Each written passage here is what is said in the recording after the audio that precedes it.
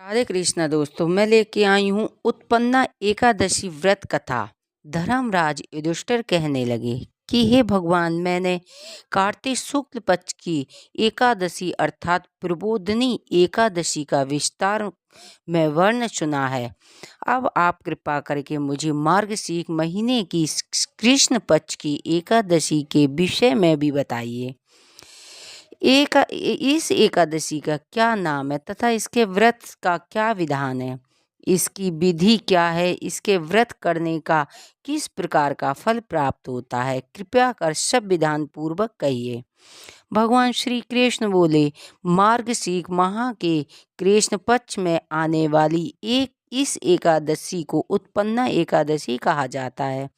यह व्रत शंखों द्वारा तीर्थ स्नान करके भगवान के दर्शन करने से जो फल प्राप्त होता है उसके बराबर पुण्य मिलता है। व्रत करने वाले भक्त को चोर, पाखंडी, परस्त्रीगामी, निंदा, मिथ्यावासी तथा किसी भी प्रकार के पापी से बात नहीं करना चाहिए। इसका महात्म्य मैं तुम्हें कहता हूँ, ध्यान पूर्वक सुनो। उत्पन्ना एकादशी व्रत कथा। युधिष्ठिर कहने लगे कि हे भगवान, आपने हजारों यज्ञ और लाखों गौदान किए भी होंगे, एकादशी व्रत के बराबर नहीं किया बताया। जो यह तिथि सब अतिथियों से उत्तम कैसे हुई है, ये बताइए। भगवान श्री कृष्ण कहने लगे, हे युधिष्ठिर, सतयुग में मुर्द नाम के एक दैत्य उत्पन्न हुआ था।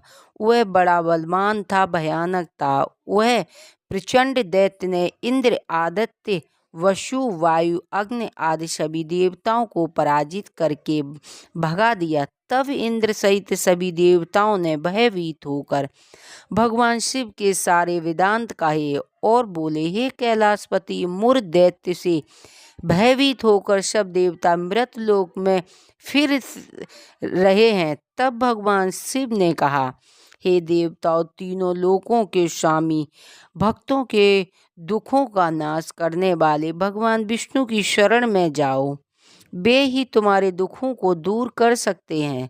शिव जी के ऐसे वचन सुनकर सभी देवताओं क्षीर सागर में पहुंचे।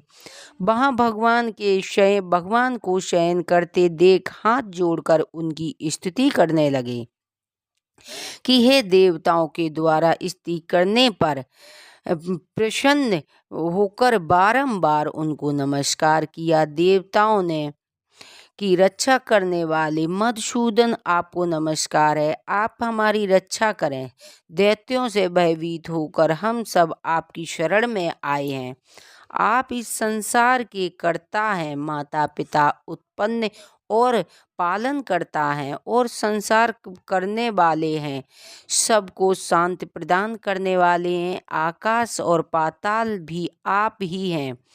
आपके पितामह ब्रह्मा, सूर्य, चंद्र, अग्नि, सामग्री, होम, आहुति, मंत्र, तंत्र, जप, यजमान, यज्ञ, कर्म, कर्ता, भोक्ता भी आप ही हैं और आप सर्वव्यापक हैं। आपके सिवा तीनों लोकों में चर चराचर अचर कुछ भी नहीं है। हे भगवान, दैत्य ने आपको जीत कर स्वर्ग से भ्रमित कर दिया है और हम सब देवता इधर उधर भागे भागे फिर रहे हैं। आप हम उन दैत्यों की से रक्षा करें। इंद्र के ऐसे वचन सुनकर भगवान विष्णु कहने लगे, हे इंद्र, ऐसा मायावी दैत्य कौन है जिसने सब देवताओं को जीत लिया है? उसका नाम क्या है? इसमें इतना बल है और इसके आश्रय में है तथा उसका स्थान कहाँ है, यह सब तुम कहो। भगवान ऐसे वचन सुनकर इंद्र बोले, भगवान, प्राचीन समय में एक नाड़ी जंग नामक का राक्षस था। उसके महापराक्रमी और लोक विख्यात मुर नाम का एक पुत्र हुआ। उसकी चंद्रावती नाम की नगरी है। उसी ने सब देवताओं को स्वर्ग से निकालकर वहां अपना अधिकार जमा लिया है। इसने इंद्र, अग्नि, वरुण एवं वायु, ईशा, चंद्रमा, नैब्र आदि उनके स्थान पर अधिकार कर लिया है। सूर्य बनकर स्वयं ही प्रकाश करता है और स्वयं ही मेघ बन बैठा है और इससे आयोजन है। ये असुर निकंदन, उस दुष्ट को मारकर देवताओं को अजय बनाइए। यह वचन सुनकर भगवान ने कहा, हे देवताओं, मैं शीघ्र ही उसका संहार करूंगा, तुम चंद्रवती नगरी जाओ। इस प्रकार कहकर भगवान सहित सभी देवता ने चंद्र नगरी की ओर प्रस्थान किया। उस समय जब दैत्य मुर सेना सहित युद्ध भूमि में गरज रहा था, उसकी भयानकता गर्जना सुनकर सभी देवता भय के मारे चारों दिशाओं में भागने लगे। तब स्वयं भगवान रणभूमि में आए तो दैत्य उन पर भी अस्त्र शस्त्र आयुध लेकर दौड़े। भगवान ने उन्हें सर्प के समान अपने बाणों से छीन दिया। बहुत से दैत्य मारे गए, केवल मोर बचा रहा। वह अविचल भाव से भगवान के साथ युद्ध करता रहा। भगवान जो भी छीड़ बाण चलाते रहे, उनके लिए पुष्प सिद्ध होता रहा। उनके शरीर छिन्न भिन्न हो गया, किंतु वह लगातार युद्ध करता रहा।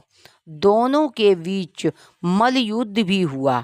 10,000 वर्ष तक उनका युद्ध चलता रहा, किंतु मुर नहीं हारा। थक कर भगवान बद्रीनाथ आश्रम चले गए।